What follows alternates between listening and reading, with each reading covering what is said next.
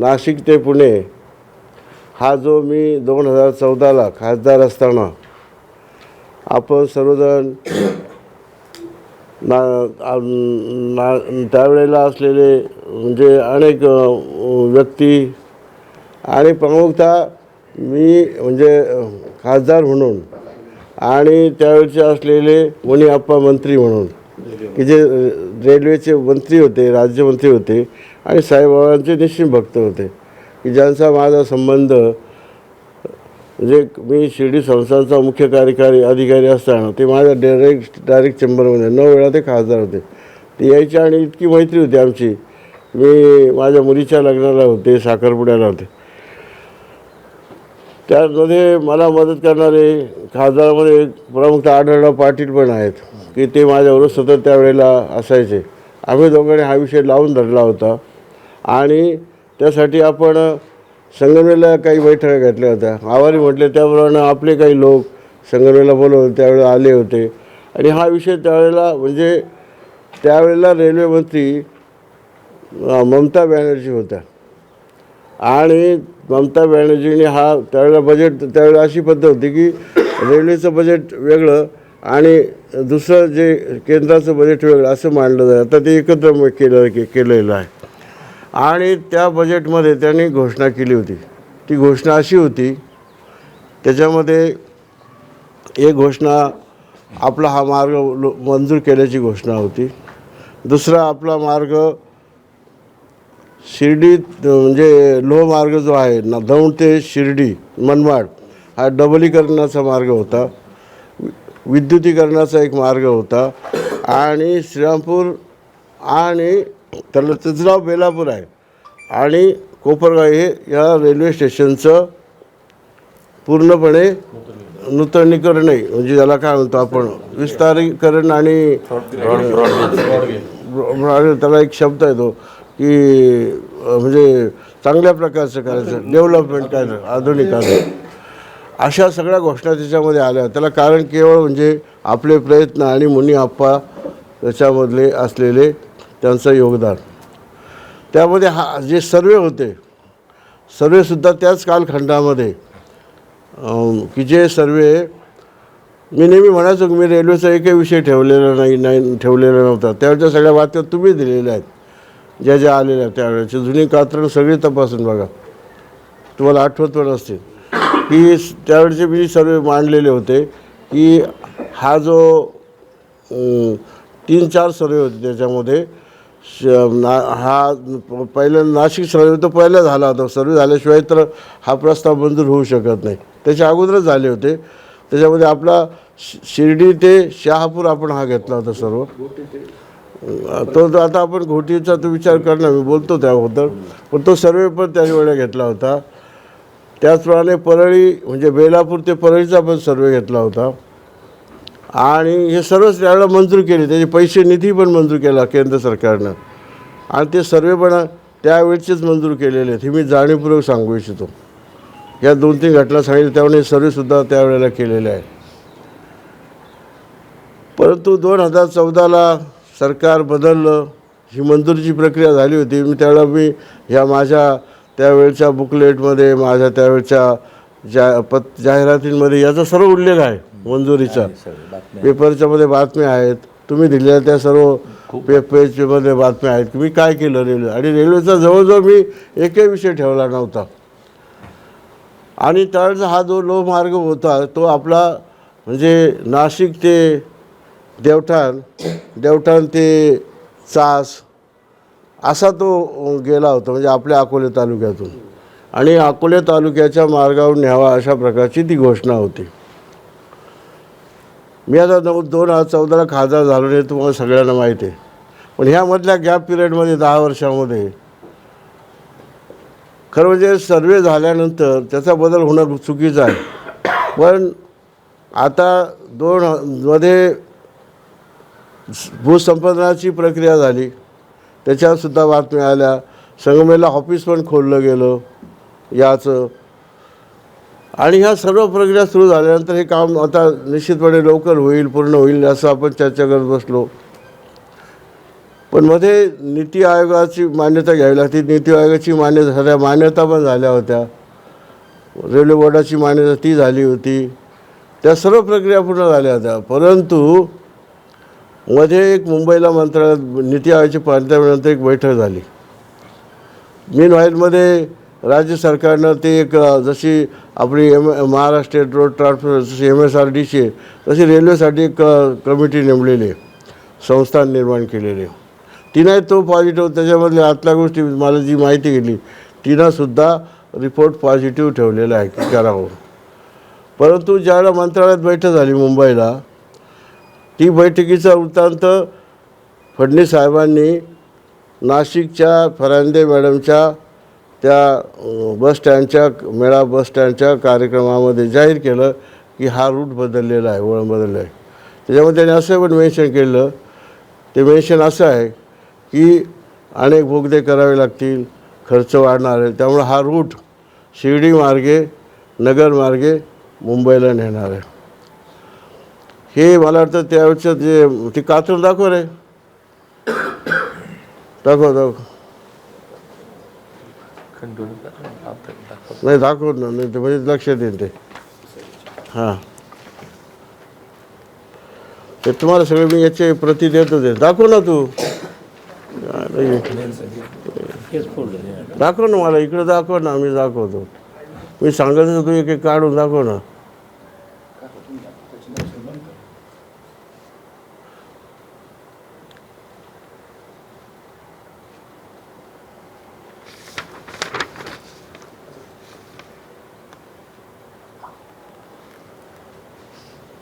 कोणतं आहे रे?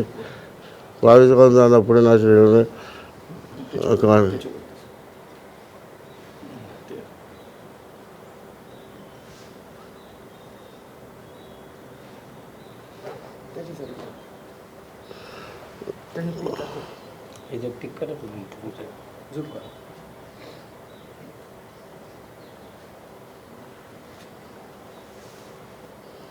हे ते त्याच्याशी बातमी आहे. त्या सगळ्या बातम्या आहेत, तुम्हाला त्याची देतो मी कात्रणं.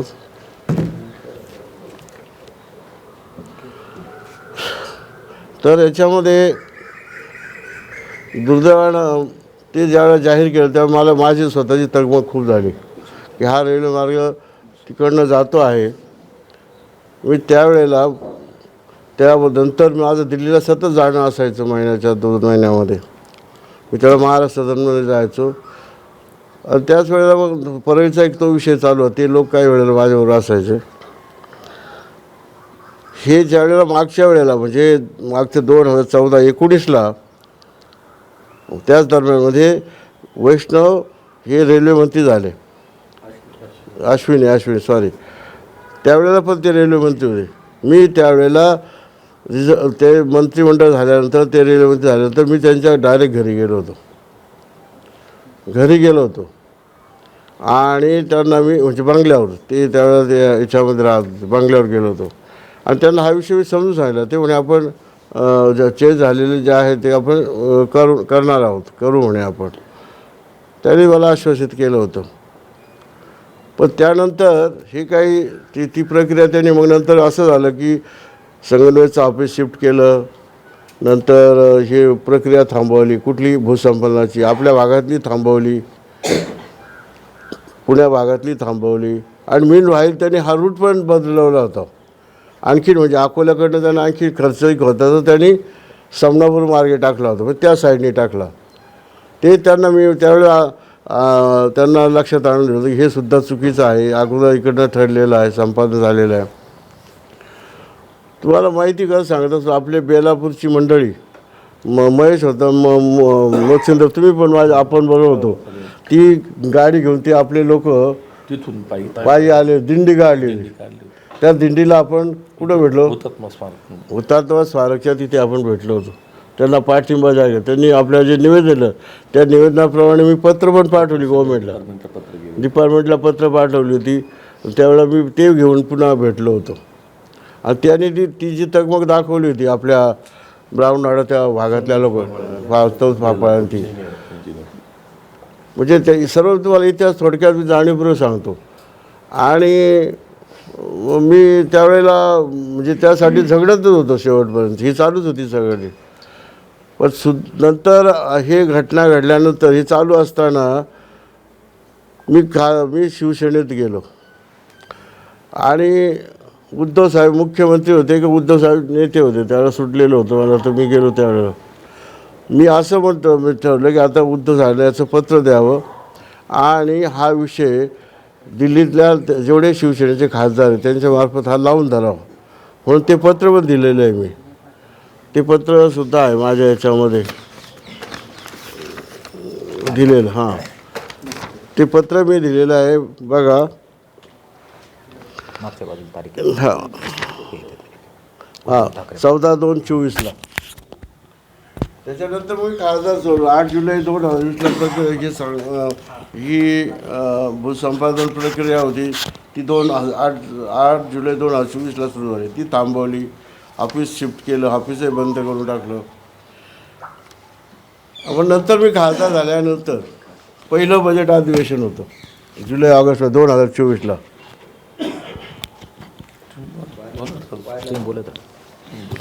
ज्या अधिवेशनामध्ये हा विषय मी परत मांडला बजेटमध्ये. बरं, रेल्वेचे सगळेच विषय घेऊन गेलो होतो मी. आपले जेवढे 7-8 विषय होते तेवढे घेऊन गेलो होतो. काही प्लस विषय होते मागचे राहिलेले, हे ते सगळे बजेटमध्ये अधिवेशनामध्ये मांडलं. मी जवळ अर्धा पाऊण तास बोलत होतो. बाकीच्यांना बोलायचं असतं त्यामुळे ते काय केलं, मग ते मी म्हटलं मंत्र्यालाच म्हटलं हे बाकीचे पण विषय त्याचे तुम्हाला मी लेटर देतो, म्हणजे पत्र देतो. आणि त्यावेळी माझं सगळी पत्र होती, ती सगळी पत्र मी त्यांना ताब्यात दिली. मग त्यावेळेला हा मुद्दा मी लोकसभेमध्ये मांडला होता. त्याच्यानंतर मी हा विषय लोकसभेमध्ये प्रश्नाच्या रूपाने मांडला होता. सुदैवानं असं की आपल्याला प्रश्न पूर्वीच्या काळी किती प्रश्न विचारा असं होतं. आता फक्त 5 प्रश्न रोज विचारता येतात. 5पैकी ते पण सिलेक्शन लागेल तसं.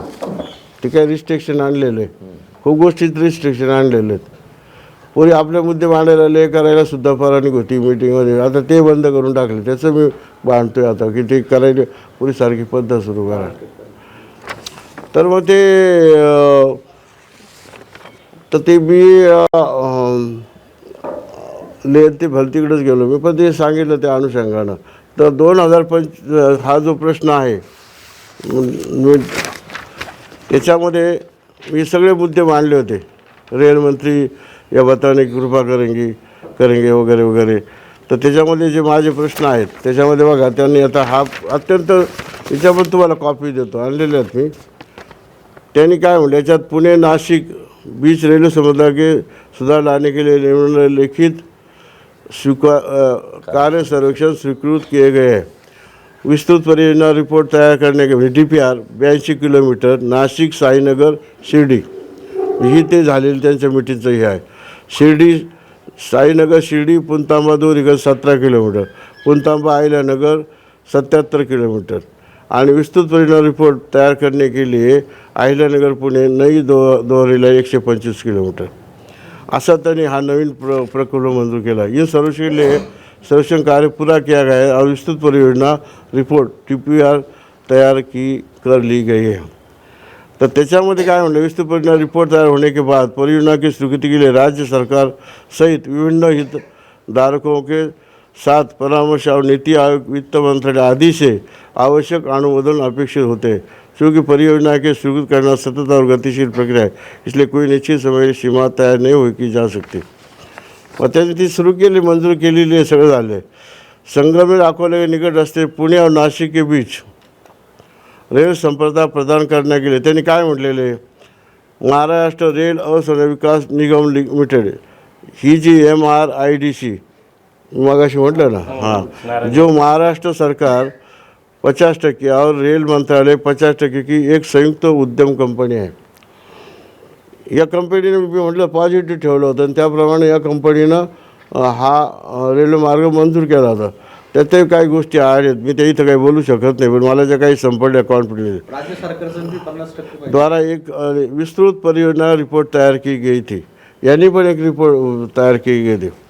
विस्तृत परियोजना रिपोर्ट में प्रस्तावित संरेखन नारायणगांव से होकर गुजर रहा, जहाँ राष्ट्रीय रेडिओ खगोल भौतिक केंद्र NCRA पुणे ने विशाल मीटर वेव रेडिओ दूरदर्शीय GMRT वेधशाला स्थापित की आहे.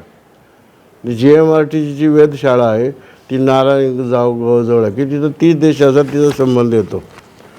31 देश 28 चक्रतक GMRT के उपयोगकर्ता के जो वैज्ञानिक प्रेक्षण के लिए इसकी सेवाओं के उपयोग करते हैं.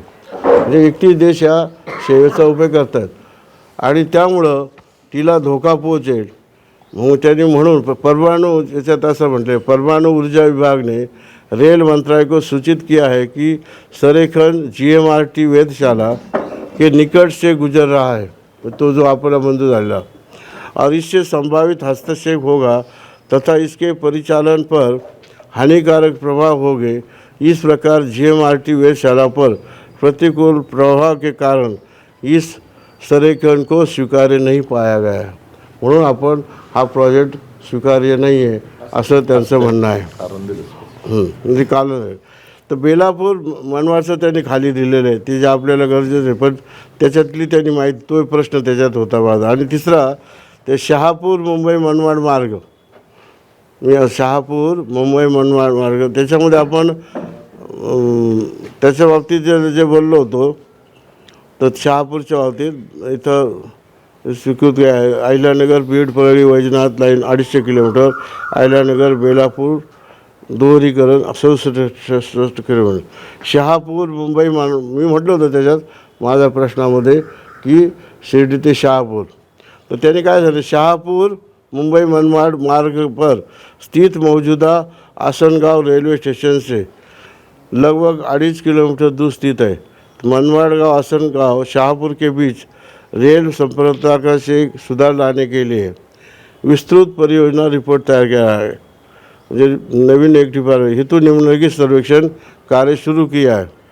तो काय त्याच्यामध्ये काय म्हटले मनमाड इगतपुरी 3री और 4थी लाईन 124 किलोमीटर इगतपुरी कासारा 4थी और 5वी लाईन 16 किलोमीटर आणि कासारा आसनगाव 35 किलोमीटर. मग त्याने इकडून न करता तिकडं का होईल अशा प्रकारचं त्याच्यामध्ये वर्तित केलेलं आहे म्हणजे सूचित केलेलं आहे. आता हा झाला त्या प्रश्नाचं त्या दिवशी झालेलं चर्चा वगैरे. तर त्याच वेळेला हा जो प्रश्न होता याच्यामध्ये C82 हे दाखव रे मग तो व्हिडिओ दाखव तुम्हाला थोडक्यात दाखवतो व्हिडिओ. लोकसभेमध्ये मी 2-3 वेळा या विषयावर बोललेलो आहे. इतर वेळेला अनेक वेळा बोललो आहे पण ह्या विषयावर 2-3 वेळा मी बोललेलो आहे. त्याचा एक व्हिडिओ आहे आता.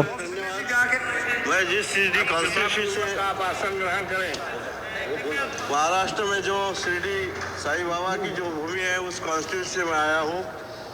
मेरे कॉन्स्टिट्यूंसी के अगल बगल और कॉन्स्टिट्यूंसी में रेल के बहुत कुछ ऐसे प्रॉब्लम्स है. जैसे एक बड़ा प्रॉब्लम तो यह है कि ब्रिटिश काल में 104 ईयर्स से बैक एक रेल रूट मंजूर किया था जिसका नाम है नेवासा टू बीड परली.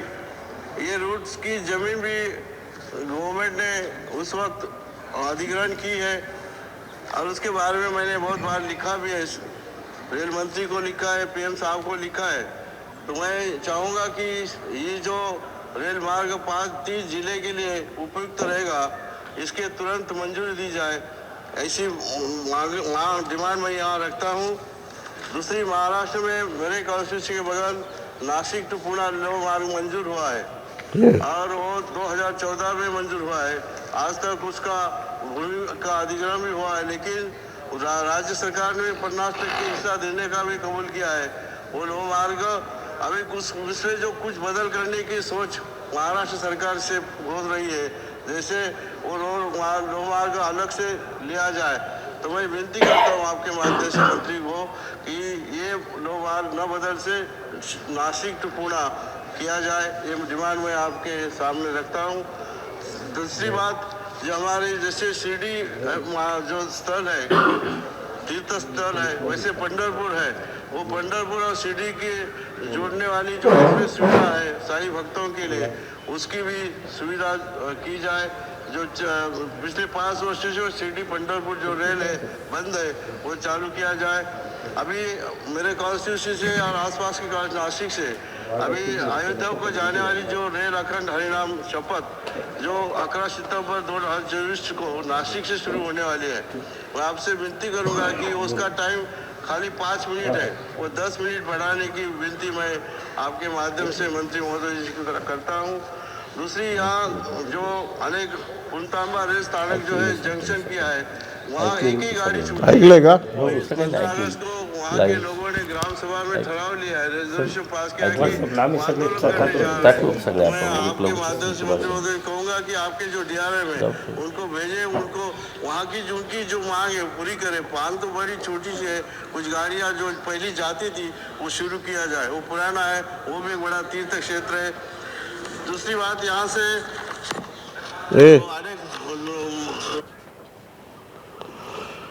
त्याच्यानंतर मी जो पत्रव्यवहार केला आहे अनुषंगानं, तो पत्रव्यवहार पण आहे, त्याची कॉपी तुम्हाला देतो.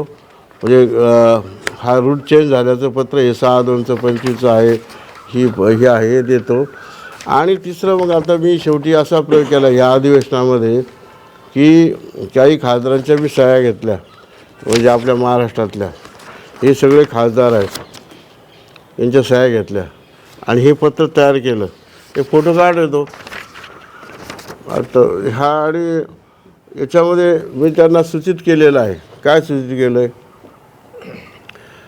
त्या मी मंत्र्याला 10 मिनटं त्याला, म्हणजे असं त्या सगळेच खासदार होते, आम्ही हे 4 जण गेलो होतो, वाजे, मी, नंतर कोल्हे वगैरे सर, असे 4 जण गेलो होतो. तेव्हा हा व्हिडिओ आहे तो, बघा तो फोटो काढलेला आहे त्याच्यामध्ये, आणि त्याचं हे पत्र देताना आहे ते. तर हे पत्र देताना तेव्हा हा फोटो आहे. याच्यामध्ये काय सूचित केलं होतं? बसलो होतो आम्ही 5-10 मिनटं. तर त्याच्यामध्ये आम्ही 2-3 गोष्टी त्यांना अशा सांगितल्या की ठीक आहे, तुम्ही म्हणता हा तुम्हाला मागात पडेल वगैरे, किंवा त्याला परवानगी डिपार्टमेंटचं तुम्हाला म्हणणं आहे की इथे करू नये, पण आम्ही परदेशातले 16 याची दाखले दिलेत. ती लिस्ट माझ्याकडे नाही आता ती. त्याच्यात असे दाखले दिले की भुयारी मार्ग करून परदेशामध्ये हे गोष्ट झाली आहे की तिला ते, म्हणजे त्याला इजा होणार, आंतर भुयारी घ्यायचं आणि भुयारी नेऊन ती करायची, अशा प्रकारचं त्यांना ती मान्य केली. त्यांना असं सांगितलं की लांबून अंतरावर करा, नसेल जमत तर भुयारीने तुम्हाला खर्च वाढत तर लांब अंतरावर करा, म्हणजे तो जी नारायणगावला आहे ना, तर लांबून न्या तुम्ही. त्यांना ते सर्व दिलं. तेवढे दादा ते मला दादा म्हणतात, ते म्हणतात ते म्हणजे मंत्री. तर ते मी सारखं बोलत होतो, ते दादा करत, म्हणजे समज घ्या करणे जा राव करता हो करता. आज ते अगोदर त्याचं लावून धरत होतं, पण शेवटी जर लक्षात आलं की आम्ही 4 जण जरा, म्हणजे या सर्वच गोष्टी त्यांना हे सांगायला लागलो ना, म्हणजे जास्त मी कोले आम्ही दोघंच बोलत होतो. तर ते आम्हाला शेवटी एक वाक्य बोलले की मी काय करतो आता या बाबतीमध्ये फडणवीस साहेबांशी बोलतो, म्हणजे हे जे आपलं आहे म्हणजे बोलणं निवेदन, याच्या मी फडणवीस साहेबांशी चर्चा होती. त्यांचे PA वगैरे होते उभे, त्यांना पण सांगितलं फडणवीस साहेबांशी याची मीटिंग ठेवा वगैरे, आणि याच्यावर आम्ही निर्णय घेतो लवकर, अशा प्रकारची त्यांनी त्या ठिकाणी हे केली. मी मध्ये संगनमेरला असताना मला हे सगळं माहिती आहे, आतलं काय राजकारण चालू आहे. मी आपल्या म्हणजे तिथं त्या पत्रकार परिषदेत असं म्हटलं होतं की सत्यजित तांबे, संगमनेरचे आमदार दुसरे खताळ आणि अकोल्याचे आमदार लहामटे, या तिघांनी हा विधानसभेत विषय घ्यावा आणि फडणवीस साहेबांना हे करा. फडणवीस साहेबांनी मनात आणलं ना, हे होऊ शकतं, असं माझं मत आहे. आता याच्यामध्ये खर्च काय घेऊन बसले? लोकांची सोय होणं महत्त्वाची आहे. लोकांच्या बाजारपेठा उद्ध्वस्त होणार नाही. आता अकोल्याची आपली बाजारपेठ उद्ध्वस्त म्हणजे चांगल्या प्रकारची होईल, आज न झाल्यामुळे आपल्याला परत दुसरा अवलंबित राहणार आहे. म्हणजे अकोला आणि संगमनेर या 2 तालुक्याचं, पुढच्या जुन्नर आहे, आंबेगाव आहे, त्यांचे प्रचंड नुकसान होणार आहे. फायदा काय होणार तिकडच्या रूटने? त्यांना अगोदरचे लो मार्ग आहेत, म्हणजे शिर्डी ते नगर लो मार्ग पहिला आहे, नगर ते तिकडनं पुण्याचा लो मार्ग त्यांना मिळणार आहे. म्हणजे त्या सर्व सोयी सुविधा असताना हा डबल सोयी सुविधा करायचं काय कारण आहे? गाव आहे ती 2-3 लाईन्स आहेत. नाही, त्यांना डबल सोयी सुविधा करायच्या असेल तर आणखी सोयी सुविधा करू द्या. तर आपल्याला काय म्हणणं नाही, आपलं काय म्हणणंच नाही. परंतु आपला मार्ग का डावलता तुम्ही केवळ त्या दुर्बिणीसाठी? दुर्बिणीला संरक्षण होण्यासाठी पर्याय शोधा. का इतकं शास्त्र पुढे गेलेलं आहे, विज्ञान पुढे गेलेत, पण आमचं तुम्ही हे का डावलता? हे त्यांना अत्यंत आम्ही प्रभावीपणे समजून सांगितलेलं आहे. आता फक्त फडणवीस साहेबांशी मीटिंग काय होते त्याचा आता आपण वाट बघूया. आता या दृष्टीनं माझ्या म्हणजे माहितीप्रमाणे मी आपल्या सर्वांना सांगू इच्छितो की माझी फक्त जाहिरातबाजी मी काही केलेली नाही. सोशल मीडियाला मी कमी पडलेलो आहे. म्हणून मला काही लोकांमध्ये कळत नाही, संभ्रम आहे, त्यांचं बरोबर आहे. पण आपला खासदार, आपला माणूस यासाठी पहिल्या दिवसापासून प्रयत्नशील आहे आणि आज ताकद मी प्रयत्नशील आहे. ही सायन्सची मोहीम मीच घेतली, हे ड्राफ्ट मीच केला, घेऊन जायला सुद्धा मीच वेळ घेतली, घेऊनही मीच गेलो. पण ते प्रेशर जास्त खासदार सायन्सचं त्याला हे दाखवण्यासाठी, बोलण्यासाठी हे सगळे प्रयोग मी केलेले आहेत. माझ्याबद्दल जेवढे मला समजतात तेवढे प्रयोग मी केलेले आहे. आता प्रश्न याच्यामध्ये असा आहे की आता संगमनेरकरांची खूप इच्छा आहे, सत्यजित तांबे वगैरे वगैरे, पण त्यांचं असं आहे आता त्यांनी घारगावला मिटिंग ठेवली, डॉक्टर साहेबांना मला पण बोलवलेले आहेत, सर्व खासदारांचे वगैरे. माझं म्हणणं असं आहे की खरं आयुष्य आज दिल्लीत माझ्यामध्ये राहिलेलं नाही, हा विषय महाराष्ट्रात राहिलेला आहे आणि हा फडणवीस साहेबांनी जर मनात घेतलं तर होऊ शकतो. आता हे करण्यासाठी जे आंदोलन आहे आणि तुम्ही लोकांनी जे सुरू केलेलं आहे, मी त्याबरोबर आहेच. त्या दिवशी होतो, काल आहे आणि उद्या असणार आहे. संसदेमध्ये खासदार अमोल कोल्हे साहेबांनी स्पष्टपणे सांगितलंय त्या प्रश्नावर आर्मी रडार केंद्र आहेत, असे केंद्र परदेशात पण आहेत हो. आणि त्या ठिकाणी रेल्वे मार्ग सुरळीत चालू आहे. मग या ठिकाणी रेल्वे मार्ग सुरळीत तिथं चालतो, इथं का चालत नाहीत याचं उत्तर सरकारने काही दिलेलं नाही अजून. त्याचं प्रत्युत्तर ते सर्व सरकारला कळून चुकलेलं आहे. म्हणून ते आता ते म्हणजे फडणवीसांशी आम्ही बोलतो, फडणवीसांशी बोलावं, ते बोललं पाहिजे, नाही तर आपला आवाज तिथपर्यंत गेला पाहिजे. तो आवाज देण्यासाठी म्हणजे भले जी लढाईची प्रक्रिया ती राबवली पाहिजे, राबवावी असं मी सहमत आहे. मी साथीला आहे. हे पुणे नाशिक ही हायस्पीड रेल्वे अकोले मार्गे गेलीच पाहिजे याच्यासाठी जो लढा चालू आहे त्याला गती देण्यासाठी तुम्ही आणखी काय त्याच्यामध्ये स्वतःचं बळ वापरू शकता? लढाई हीच बळ वापरावं लागेल. नाहीतर याच्यामध्ये आता एक करावं लागेल की राज्य फडणवीस साहेबांना आता मी भेटून म्हणजे मी थकलेला नाही आहे. शिष्टमंडळ एकत्रित करून एकदा फडणवीस साहेबांकडे जाऊ आपण, अकोल्याचं फडणवीस खासदार मतदारसंघाचे खासदार फडणवीस साहेबांना भेटायला घेऊन जाऊ. चर्चा करावी याविषयी. हां, आमदार आणि खासदार घेऊन फडणवीस जाण्यापेक्षा आहे ना स्वतंत्र वेळ घ्यावी, स्वतंत्र चर्चा करावी. फडणवीस साहेबांकडे जाऊया, असं करूया, चर्चा घेऊया. आणि मला असं वाटतं ही आपली लढाई कोणातरी म्हणजे एका नेत्याच्या मार्गदर्शनाखाली चालू करावी चांगली. म्हणजे आम्ही तर आहोतच बरोबर आम्ही, पण ही सतत चालू करावी. ही नेत्याची लढाईपेक्षा ही जनतेचीच लढाई ठेवली पाहिजे. तर जनतेची लढाई आहेच. मुख्यमंत्र्यांवर याच्यामध्ये काही कोणाला मोठं व्हायचं, कोणाला क्रेडिट घ्यायचं, कोणाला राजकारण करायचं हा विषय नाही आहे. मग आणि त्याच्यामध्ये त्यासाठी ही धडपड नाही, यासाठी आपल्या जनतेला खऱ्या अर्थाने फायदा झाला हीच माझी खरी धडपड आहे. म्हणून मला ते सोशल मीडियावर मी जास्त टाकले नाही. मला काही मोठं पण मिळावं तुमच्याबद्दल कोणाचं तक्रार पण नाही, नाही करत. तरी पहिली तुमची खासदार मागणीच तुमची खासदारकीची सुरुवातच तुम्ही पहिली केलेली सुरुवात होती, त्याच्यात हा विषय तुम्ही पुढे आणलेला आहे. बरोबर. हा तो विषय चव्हाट्यावर याला मंजूर मिळवण्याच्या संदर्भात तुम्ही प्रयत्न केले. पहिलं पाऊल त्यामुळे तुमचं तुमच्या आढळराव संदर्भामध्ये पाटील आणि लोकांमध्ये तुम्ही. काही संभ्रम नाहीये. तुम्ही दोघांचं योगदान आहे ना. आता हा दुसरा विषय सावंत साहेबांनी सांगितलेला आहे की आता आपण शहापूरच्या ऐवजी घोटी मार्गाच्या संबंधानं गोटी शिर्डी अकोला अकोला ते घोटी हा मार्ग शिर्डी व्हाया अकोला घोटी हा मार्ग व्हावा. मी तो ज्यावेळेला शहापूर मांडला तो घोटी या अर्थानंच मांडला होता. आता संरक्षण पण झालेलं आहे, शहापूर झालेलं आहे. हां, तो तर हा घोटी मार्ग करण्यासाठी देखील मी आता पुढच्या अधिवेशनामध्ये, माझं आता अधिवेशन साधारणपणे फेब्रुवारीमध्ये, याची मागणी मी नोंदवतो. बजेट पण आहे, त्याला बोलायची संधी मिळेल, बोलतो पण. आणि सरकारला त्याचा एक प्रश्नाच्या रूपानं आणि जिथं संधी तिथं मंत्र्याला बोलून याचं सर्वेक्षण करायचं. मी पहिल्यांदा कसं असतं की सर्वेक्षण करावं लागतं. सर्वेक्षण झाल्यानंतर मग फिजिबल नॉट फिजिबल होतं आणि त्यानंतर त्याची हे होते. आता त्यांनी काय सांगितलं, शहापूर इगतपुरी ते घोटी केलं. आपल्याला इकडनं मागणी आपण करू, तर ती मागणी मी नोंदवतो. नोंदवण्याचं काम मी निश्चितपणे करतो. तुम्हाला दुसरा पण एक मी विषय सांगू इच्छितो की जे रेल्वे बोर्डाचे चेअरमॅन सतीश म्हणून, त्यांना देखील मी याच विषयावर, या रेल्वेच्या, ते नवीन आलेले आहेत आणि त्यांना हा विषय मी त्यांना देखील समजून सांगितला स्वतःच. ते फोटो दाखव रे ते रेल्वे बोर्डावर.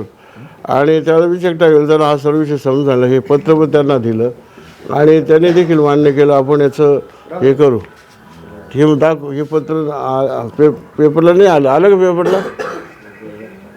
अरे बघायचं असतं ते, बातम्या दिल्यानंतर पेपरला आलं. फोटो हां आलं आहे का? बघू.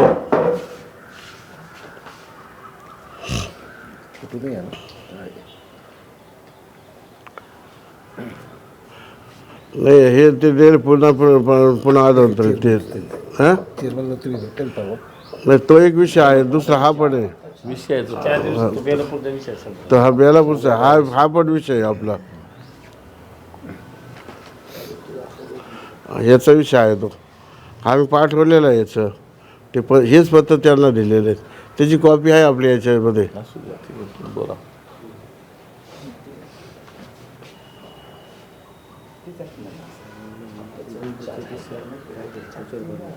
साहेब दिशेवर बोला आता. तुमची प्रक्रिया बरं. हां तुम्ही आणि पुढची दिशा मतदारसंघाची मी सदैव आहे. नाही, हा रेल्वे मंत्र्याचा विषय आहे.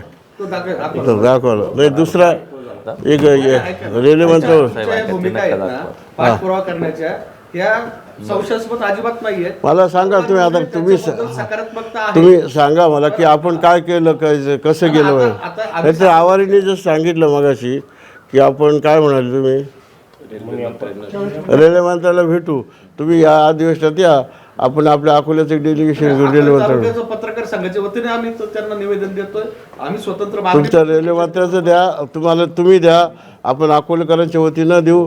मी खासदार म्हणून ते सगळे निवेदनं त्यांना देऊ आणि समक्ष भेट घ्यायचा आपण प्रयत्न एक करू. डेलिगेशन आणि दोन्ही रेल्वे मंत्री माझे मित्र आहेत, तर दोन्ही रेल्वे मंत्र्यांना पण भेटू.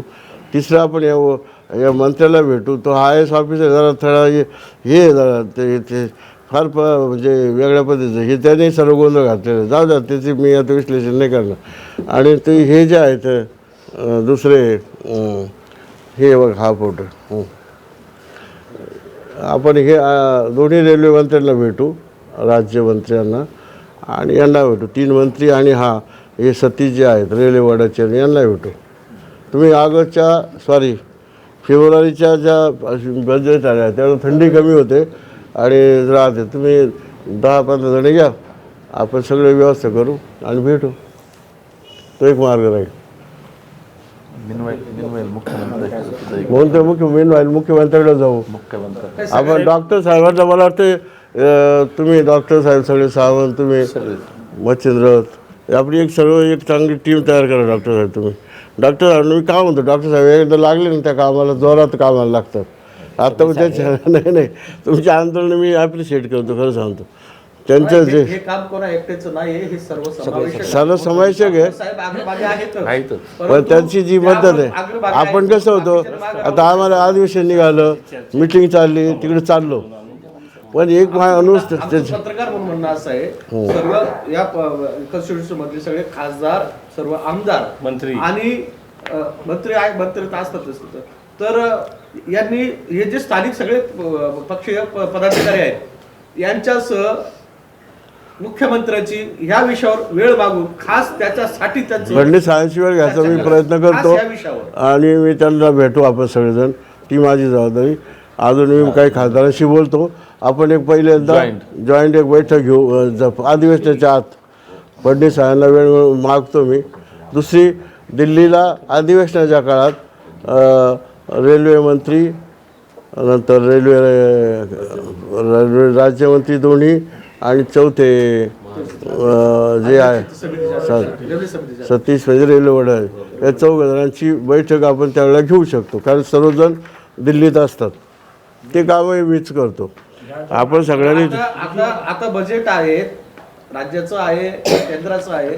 त्या बजेट पूर्वी ह्या गोष्टी झाल्या तर ते उपयोग होईल त्याचा. याला फार वेळ राहिलेला नाही. वेळ कमी आहे. अकोलेकरांची वेळ जी कमी आहे. मागणी आहे, अकोलेकरांची जी मागणी, या मागणीबरोबर तुम्ही दिल्ली आणि राज्य सरकार आणि केंद्र सरकार यांच्याशी पाठपुरावा करण्यासाठी सगळ्यांना बरोबर घेऊन तुम्ही जाणार आहात. हो होय. सगळ्यांच्या बरोबर. एक गोष्ट लक्षात ठेवा, अकोला हा माझा तालुका आहे, अकोल्याची भूमी माझी आहे. आणि खासदार म्हणून सर्वच तालुके तुमच्या constituency हे सगळे तालुके आहेत, पण हा, ठीक आहे. मातृभूमी मातृभूमी आहे. वाडपची भूमी मातृभूमीवर कुठे अन्याय होणार नाही, हे पहिली भूमिका माझी राहील.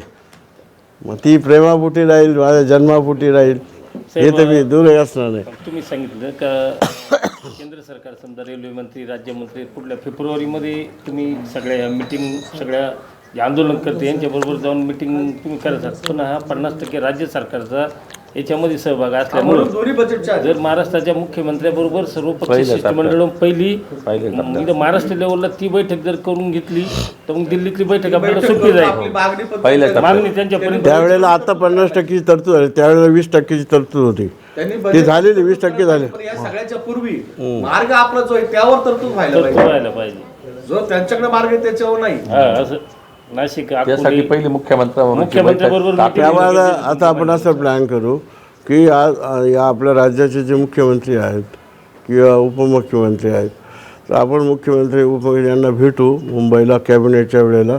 आपण एक तारीख मागू, तसं डायरी जाऊन भेटणं काही नाही वेळ घेऊनच जावं लागेल, स्पेशल घेऊन जाऊ. डोले साहेब, तुम्हाला काय वाटतं खासदार आणि तुम्ही काय एकत्रित तुम्ही काय करायला पाहिजे? नाही आता उद्या ऑलरेडी साहेबांनी वेळ दिलेली आहे. हा तिथं ज्यावेळी ते सभागृहात होते त्यावेळी आपण अनेक वेळा त्यांना संपर्क केला आणि खूप चांगला प्रतिसाद त्यांनी दिलेला होता.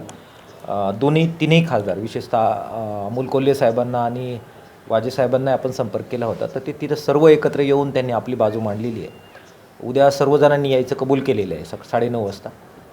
सगळे जे आमदार आहेत त्या सगळ्यांना सकाळपासून आपण 2-2 वेळा संपर्क केले, सगळ्या त्यांच्या PAंना संपर्क केलेले आहेत.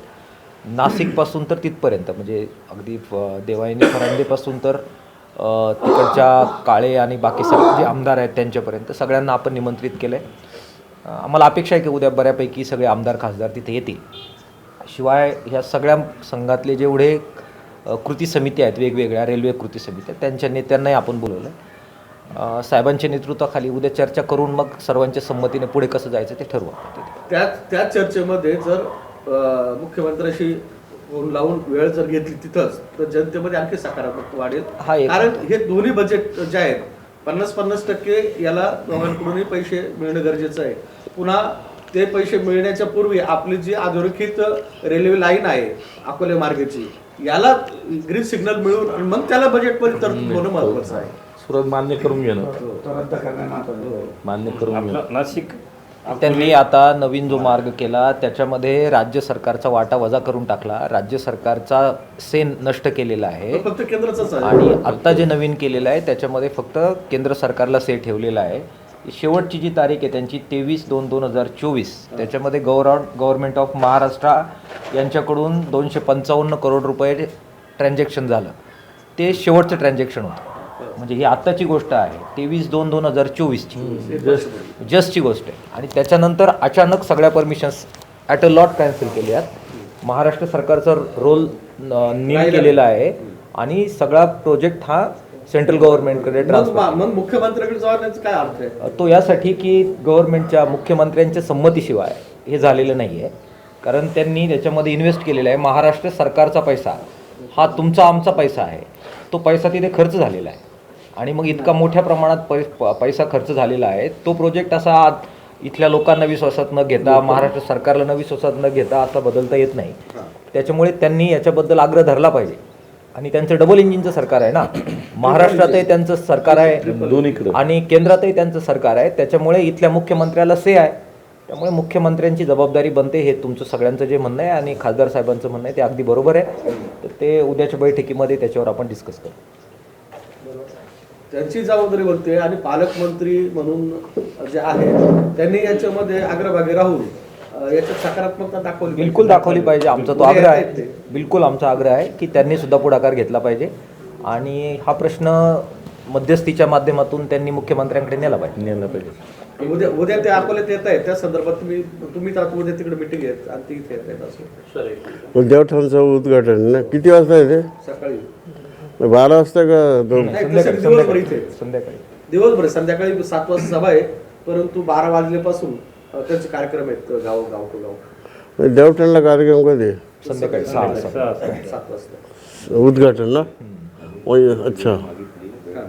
उद्या पालकमंत्र्यांना भेटून अकोले तालुका कृती समितीच्या निवेदन द्या ना त्यांना. सगळ्यांचे निवेदन देणार आहोत. सकाळच्या बैठकीत नाही, निवेदन द्या. माझं म्हणणं आहे त्यांनी स्वतःहून पुढाकार घेऊन हे करून द्यायला पाहिजे. काका ती देवठाणचं उद्घाटनाची प्रक्रिया कधी त्यांच्यावर आहे? संशय येणार. मग त्यांनी ते- देवठाणचा कार्यक्रम याचा तो हॉस्पिटलचा उद्याची ना साहेब तो नाही किती वाजता? तर खासदार साहेब आपण पहिल्यापासून नाशिक पुणा रेल्वे संदर्भामध्ये प्रस्ताव सादर करताय. नक्की तो रूट कसा होता थोडं सांगा. पहिला जो रूट होता मी सांगितलं सुरुवातीला की शिन्नर टू देवठाण टू चास या पद्धतीनं पुढे नारायणगाव असा तो रूट होता. आता तो रूट बदलवण्यात आलाय, त्यानंतर तो रूट संगमेरच्या पूर्वेकडनं गेला. नाही त्यानंतर तो सेकंड बदलला गेला, तो समनापूर म्हणजे साकूर असा बदलला गेला. ही सेकंड फेज झाली आणि थर्ड फेज आता तो सिन्नर ते डायरेक्ट शिर्डी ते नगर अहिल्यानगर. खरं अकोलेकरांना हा अन्याय आहे. अकोलेकर पाणी देत आहे, अकोलेकरांच्या जमिनीचं भूसंपादन झालंय. एक तुमची भूमिका म्हणून काय राहणार आहे? हा रेल्वे मार्ग अकोल्यातून जावा न जावा? नाही माझं तर पहिलं स्पष्ट आणि आग्रही म्हणणं राहील की ज्या पद्धतीचा पहिला सर्वे कोणती योजना प्रकल्प होताना सर्वे होतो आणि सर्वे झाल्यानंतरच त्याची मान्यता सरकार देतं. विदाऊट सर्वे अशी काय कोणी मान्यता देत नाही सो मोठं. याच्यावर चर्चा झाली, याच्यावर त्यांनी सर्व मतं घेतली गेली आणि सर्वे केला. त्यामुळे त्यांना हा योग्य वाटला आणि त्या योग्य दिशेनं त्यांनी पहिलं टाकलेलं पाऊल आहे आणि ते पाऊल मला असं वाटतं यथायोग्य पाऊल होतं की ज्याच्यामुळे संगमनेरलाही फायदा होत होता, अकोल्याला फायदा होत होता, पुढच्या तालुक्यांना देखील फायदा होत होता. तेवढं आहे तो रूटच योग्य होता. हाही सर्व बदलाची प्रक्रिया जी चालू आहे ते मला समजत नाही का चालू आहे आणि करण्याची गरज पण नाही. संगमेरकरांनी तो मार्ग पूर्वेच्या बाजूने नेला, पण सत्यजित तांबे सिन्नर, संगमेर, नारायणगाव, जुन्नर अशी भाषा करताय, परंतु त्यावर अकोलेचं नाव घेतलं जात नाही. तुमचं यावर मत काय? नाही अकोल्याचा समावेश असलाच पाहिजे या मताशी मी सहमत राहील आणि शेवटपर्यंत लढाई माझी त्यासाठी राहील. त्याचप्रमाणे घोटी शिर्डी हा रेल्वे हा पूर्वी विषय मांडला होता 9 ते 14 खासदार असताना आणि यावेळेला याचा सर्वे पण करण्याचा सर्वे देखील मंजूर झालेला आहे, केला होता आणि त्याप्रमाणे त्याची कारवाई देखील झालेली आहे. यदा कदाचित संगमेरकर आणि अकोलेकर दुजाभाव करताय, वेळ प्रसंगी आंदोलन करण्याची वेळ आली तर तुमची भूमिका काय राहणार अकोलेकरांना? आंदोलकांबरोबर मी राहणार. साई दृष्टी नेत्रसेवा चष्माघर अकोले शहरातील सर्व अत्याधुनिक सुविधा उपलब्ध असलेले एकमेव अद्ययावत शोरूम म्हणजेच साई दृष्टी नेत्रसेवा चष्माघर. आमच्याकडे Titan, Fastrack, Puma, Oakley, Velocity, CK, Ray Ban, ID, Vogue, Police, Stepper, Scott, Carrera, Tommy Hilfiger, Killer, Crizal, Zeiss, Prime, Bronzer, Yash, Bausch and Lomb, Johnson and Johnson, Alcon आदी कंपन्यांच्या फ्रेम्स, सनग्लासेस, लेन्सेस व contact lenses योग्य दरात उपलब्ध. तसेच Titan company लेन्सेसचे एकमेव अधिकृत विक्रेते. आता अकोल्यात प्रथमच ऑटो मशीनद्वारे चष्म्याची रोबोटिक फिटिंग. प्रोग्रेसिव्ह चष्म्यासाठी डोळ्यांचे व चष्म्याचे अचूक मोजमाप करण्यासाठी जाईस कंपनीचे सॉफ्टवेअर असलेला ॲपल कंपनीचा टॅब. तज्ज्ञ ऑप्टोमेट्रिस्टकडून कॉम्प्युटरद्वारे डोळ्यांची मोफत तपासणी, डोळ्यांची मायक्रोस्कोपिक तपासणी, काचबिंदूचे अचूक निदान करण्यासाठी डिजिटल टोनोपेनद्वारे डोळ्यांचे इंट्राऑक्युलर प्रेशर मोजणे, पॅकीमीटरद्वारे बुबुळाची जाडी मोजणे, कॉन्टॅक्ट लेन्सेसच्या अचूकतेसाठी कॅरेटोमीटरद्वारे बुबुळाचं मोजमाप करणे आदी अत्याधुनिक सुविधा उपलब्ध असलेले अकोले शहरातील एकमेव चष्माघर. आपल्या अनमोल डोळ्यांच्या समस्येसाठी बिर्ला आय हॉस्पिटल नाशिक यांच्या माध्यमातून तज्ज्ञ डॉक्टर दर गुरुवारी सकाळी 10:30 ते 3:30 पर्यंत साई दृष्टी नेत्रसेवा चष्माघर इथे उपलब्ध राहतील. आमचा पत्ता साई दृष्टी नेत्रसेवा चष्माघर, अकोले बस स्थानकाच्या मागील बाजूस, जय महाराष्ट्र हॉटेलच्या पाठीमागे, अकोले, तालुका अकोले, जिल्हा अहमदनगर. संपर्क 91 36 52 93 93.